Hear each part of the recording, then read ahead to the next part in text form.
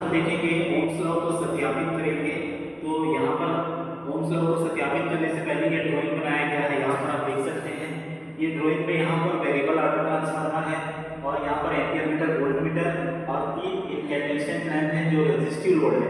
तो Ohm's law पहला उसका स्टेटमेंट ये है कि यदि कोई टेम्परेचर कांस्टेंट हो या रेजिस्टेंस कांस्टेंट हो तो उसमें जो अप्लाई किया गया वोल्टेज उसमें बहने वाली धारा के प्रोपोर्शनल होता है, जिसको आई प्रोपोर्शनल बी बोलते हैं। जैसे जैसे वोल्टेज बढ़ता है वैसे करंट बढ़ना चाहिए, लेकिन इसका कंडीशन क्या है, वहाँ पर रेजिस्टेंस कांस्टेंट होना चाहिए या टेम्परेचर कांस्टेंट होना चाहिए। तो ओम्स लॉ करने के लिए हमारे दो कंडीशन बनेंगे, एक रेजिस्टेंस कांस्टेंट यहाँ पर आप देख सकते हो और एक वोल्टेज कांस्टेंट। तो रेजिस्टेंस कांस्टेंट के लिए हम लोग तीनों स्विच को ऑन कर देंगे यहाँ पर, जिससे हमारा पावर कांस्टेंट हो जाएगा अर्थात रेजिस्टेंस कांस्टेंट हो जाएगा।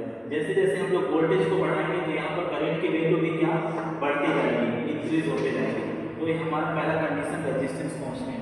दूसरा कंडीशन देखेंगे वोल्टेज को कांस्टेंट कर देंगे, मतलब सप्लाई वोल्टेज को पूरा दे देंगे और जैसे जैसे रेजिस्टेंस को बढ़ाएंगे वहाँ पर करंट की वैल्यू कम हो जाएगी, या रेजिस्टेंस को कम करेंगे तो करंट की वैल्यू बढ़ जाएगी। दो कंडीशन। तो यहाँ पर हमने एक सर्किट बनाया है, आप देख सकते हैं ये हमारा ये वेरिएबल ट्रांसफार्मर ये पैरेलल में कनेक्शन है, ये डिजिटल पैनल मीटर है, ये तीनों लैंप जो है ये पैरेलल में कनेक्शन है। 200 वाट के एक रेजिस्टिव मतलब लैंप है ये इनकैटेनेशन लैंप।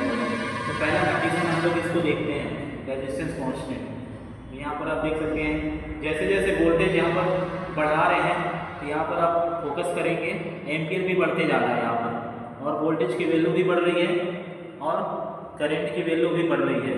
तो आई प्रोपोर्शनल भी इसे बोलेंगे, ठीक है। यहाँ पर रेजिस्टेंस कांस्टेंट हो गया, बस एसी सप्लाई में एक प्रॉब्लम है, यहाँ पर हीटिंग आ रहा है, हीटिंग की वजह से यहाँ पर इसका जो ग्राफ होगा ये नॉन लीनियर कंडीशन कहलाएगा, हीटिंग इफेक्ट हो जा रहा है, यहाँ पर टेम्परेचर अलग अलग हो गया है ना, इसलिए हमारा ये ओम्स लॉ एसी सप्लाई में वर्क नहीं करता, ठीक है।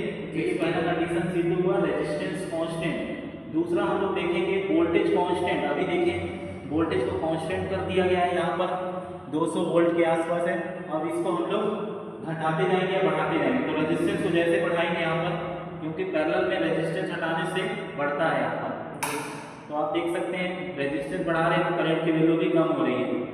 यहाँ पर भी देख सकते हैं कम होते जा रहा है, रेजिस्टेंस को बढ़ा रहा है। तो ये दूसरा प्रूव हुआ वोल्टेज कांस्टेंट आई, जैसे जैसे रेजिस्टेंस को बढ़ाते हैं तो करंट भी उसमें क्या कम होते जाती है, ऐसा कंडीशन। तो ये एप्लीकेबल कहाँ पर होता है, ओनली फॉर डीसी सर्किट, ठीक है, डीसी सर्किट, क्योंकि वहाँ पर जो ग्राफ बनता है वोल्टेज और करंट के बीच का वो लीनियर फॉर्म में बनता है।